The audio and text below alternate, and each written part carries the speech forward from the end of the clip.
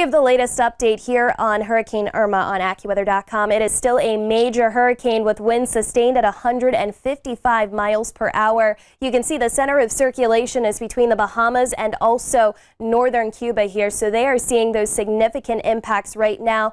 Damaging winds, heavy rainfall, likely some flooding taking place right now. It's moving to the west at 12 miles per hour, and as we continue through time, we do expect it to kind of weeble wobble a little bit more to the north and west. So what exactly does Category 4 hurricane mean? Winds are between 130 and 156 miles per hour. Even though it's a Cat 4, we're still looking at catastrophic damage that will occur. And Category 5 hurricane, obviously we're looking at the same amount of damage, so it really doesn't matter at this point whether it's a Cat 4 or a Cat 5. We have to stay on guard here over the next couple of days, especially for those in South Florida. At this point, if you know anybody down here in South Florida, they do need to get out. There's no east or west that you can go toward. Everyone has to start heading north, and there are mandatory evacuations in place. So all of the red areas you see here throughout the Bahamas, getting into West Palm Beach, Miami, down into the Florida Keys, that is where a hurricane warning is in effect right now.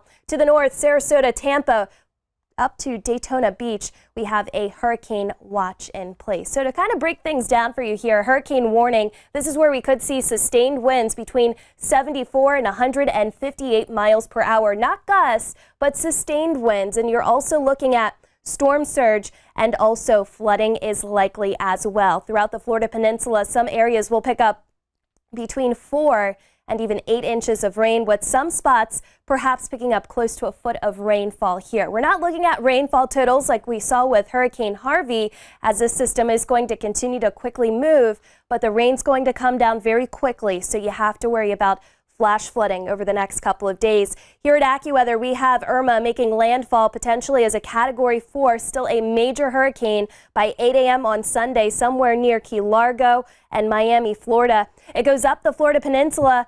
As it interacts with land, it will start to weaken, but no doubt about it, we are still looking at some very dangerous wind gusts here. So threats to lives and also property as well. West Palm Beach, you're starting to see the impacts as we continue throughout the day Sunday, and then the track to the north brings it to Jacksonville, Florida by Monday morning as a weaker storm, but still as a hurricane. Now let's talk about the wind gusts here. You can see not just in Florida, we're also looking at the potential of tropical storm force winds throughout the Carolinas, also across Georgia and Tennessee. But down here in southern Florida, this is where we have to worry about those wind gusts well over 100 miles per hour. We also have some coastal impacts on the way here as well. We talk about the storm surge. That could be between 5 and 10 feet. We've seen it higher than 20 feet throughout the Caribbean. Extensive beach erosion, damaging winds, and we do expect widespread property damage as well. We'll keep you posted with the very latest here on AccuWeather.com.